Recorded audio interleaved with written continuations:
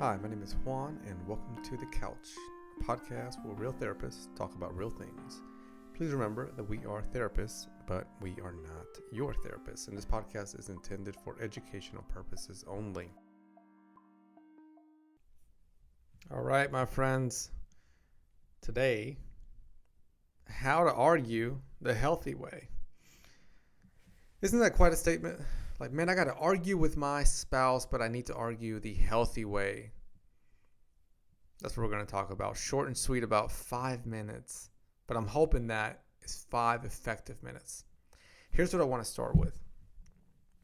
Whenever you are sharing something with your significant other, your partner, whether you're dating, seriously dating, married for just a couple of minutes, married for years, wherever you're at in that journey, it's a question for you, and I want you to really answer it honestly.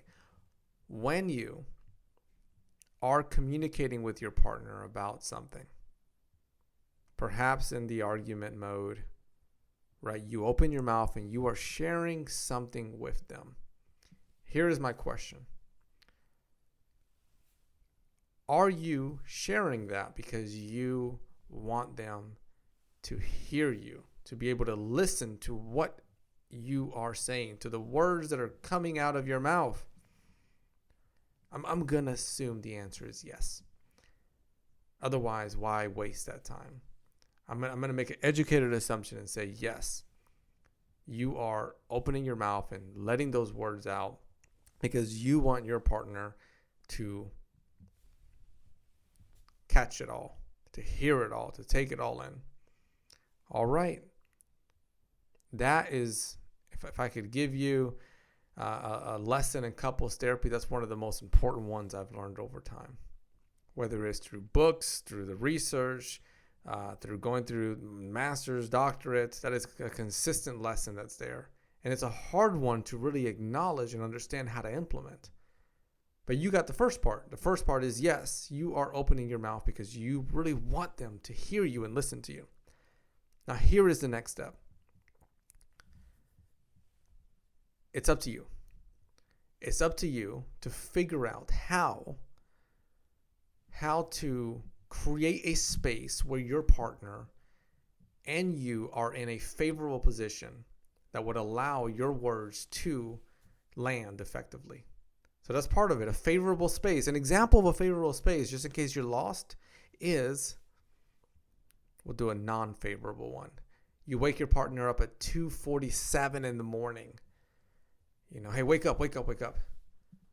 I'm just pissed. Things ain't going well. I got to tell you some stuff.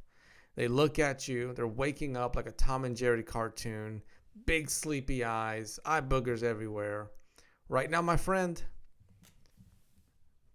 let's just think about this in a very rational way. Is that an effective space, setting, time? Right? We know the answer is no. Yet we do it. Right? Because we can have heightened emotions.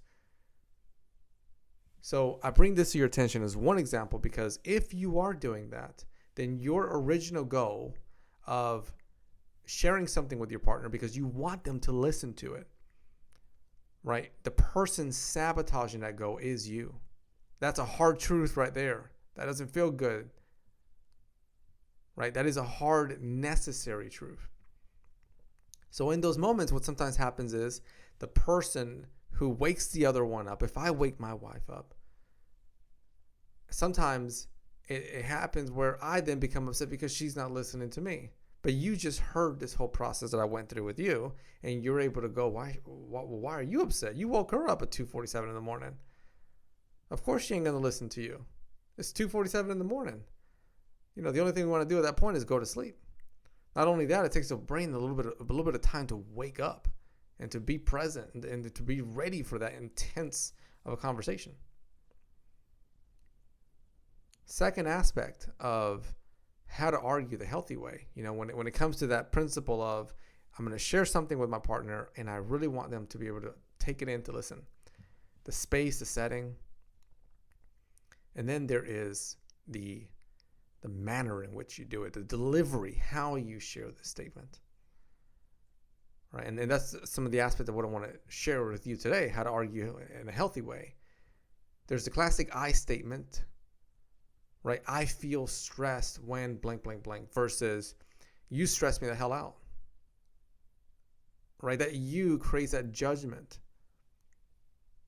That's one approach, so switch over to more of the I statement that allows you to have a healthy argument, how to argue in a healthy way.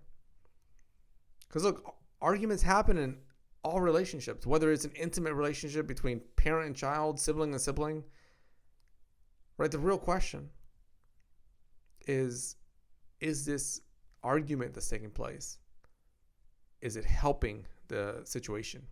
Is it hurting the situation? So you got the I statement. Another one to look at is a soft approach. Soft approach, a lot of good data there.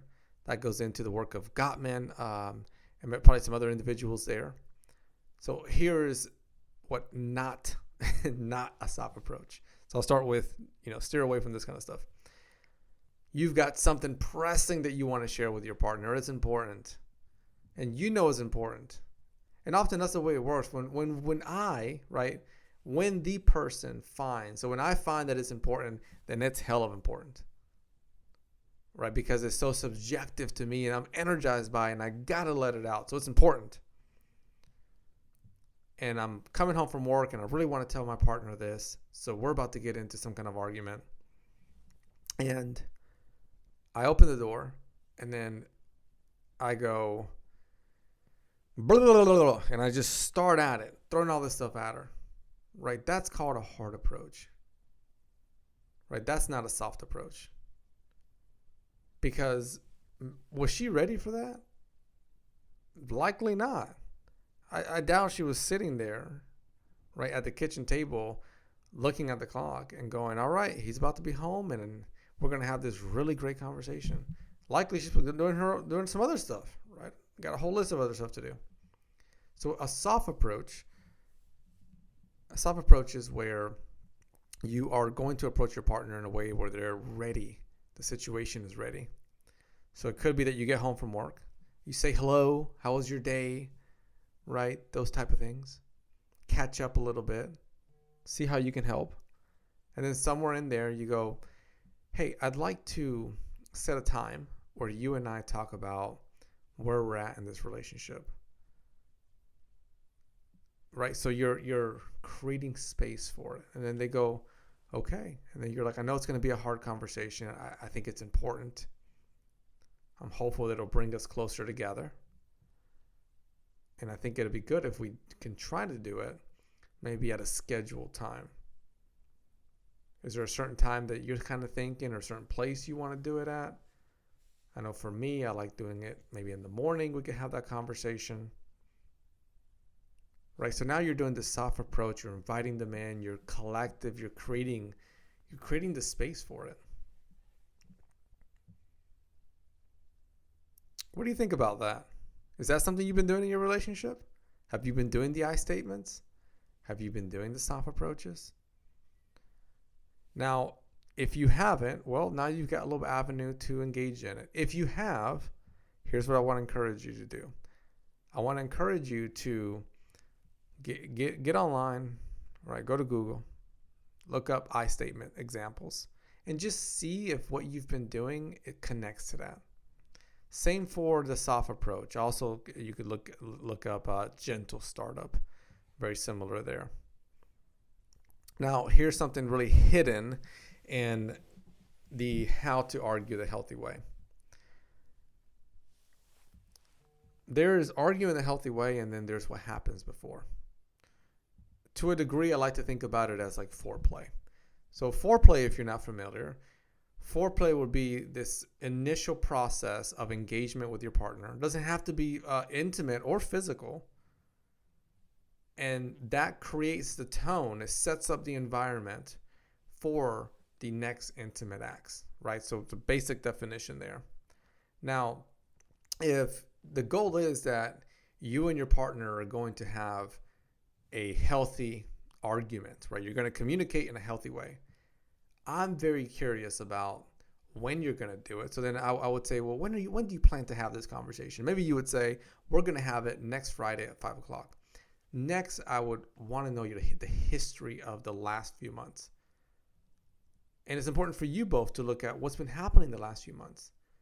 Because if the last few months you both have been just like two, roosters fighting back and back and back, and there's been just a lack of respect and ongoing disregard for one another, belittling, criticism, judgment, right? A lot of those negatives in there. You feel like this person is not even your friend. You don't even feel like they're a roommate. They just treat you really poorly. You don't feel seen. You don't feel heard. You don't feel respected.